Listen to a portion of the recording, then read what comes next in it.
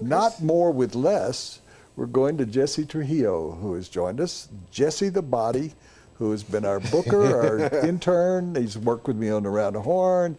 He's coming back. He did more with Jesse before, and he's going to do better than more with less or less with more. He's going to do less with less. Jesse, tell us what you got to talk about. I'm going to talk about the Broncos' defense this year in comparisons to the 1977 Orange Crush team. Good. Do it. All right. So 2 weeks into the Denver Broncos' 2015 season, and the talk around town is the team's defense.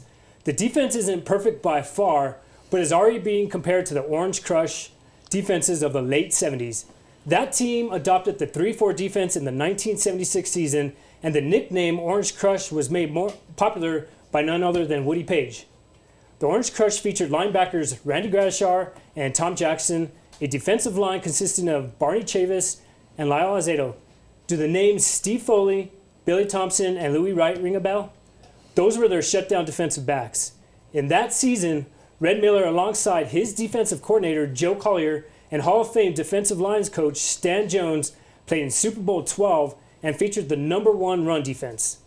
This year's Broncos defense through 2 games is already being compared to the 77 Orange Crush D. Through 2 games, the defense has accounted for 6 sacks, 4 interceptions, and 3 fumble recoveries. I know what you're thinking. It's only been 2 weeks, but hey, it's more with Jess, not more with insert your name here. The defense has come up huge in crunch time with a pick 6 by Aqib Talib and a late interception by Darian Stewart to seal up a victory against Baltimore at home, and a late forced fumble by Brandon Marshall, which led to a recovery for a touchdown by Bradley Roby to give the team a win with seconds remaining in Kansas City last week. Our friends over at Pro Football Focus have given the defense its highest rating in their database.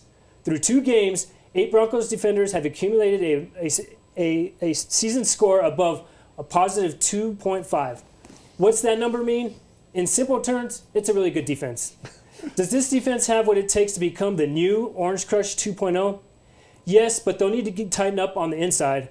But with the return of Derek Wolfe from suspension in a few weeks, could be the remedy. Only time will tell, and that's more with Jess. Oh, that is like last. Only time will tell. We have to wait and see. That was great, except with the spaces that they didn't help you out on the problem. The spaces in between. But I'm going to say that was better than the other one. That was good, comparing this to 1977.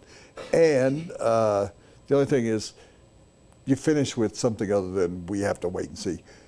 I may die. I may not get to wait and see. I want to know right now. Right now, it is one of the 2 best defenses in the National Football League. Question for you both. New York Jets might rank #1 in my opinion, and the Broncos right there #2 because the Broncos. Jets, Broncos. Pardon me. Bills. And I put the Jets. Well, the Bills kind of imploded a little bit against the Patriots at home. At home, you give up how many to the Patriots? 47 or something. Tom Brady's motivated. It's cool. So. The highest rated Broncos defender last game was from Pro Football Focus was who? It's not an easy one. I'll tell you who it is.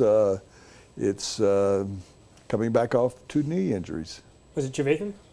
No, but close. Brandon Marshall? No, it was Sylvester Williams. Really? It was Sylvester Williams on the inside, yeah. Well, and that was a big question mark for this season. And was the interior D, which we talked about there. We waited to see, and now we're seeing Sylvester Williams has fit in there nicely, replacing Terrence Knighton, who was in the game last night, and they lost. So thank you, Jess. Yep. Thank you. Great. This segment of More with Jess, and we'll see you again in about 6 months. Yeah. No, I'm just kidding. Every time Les leaves, I have the assets come in. That's the way we got to do it. This segment, of course, sponsored by John Elway Cadillac. Stay tuned.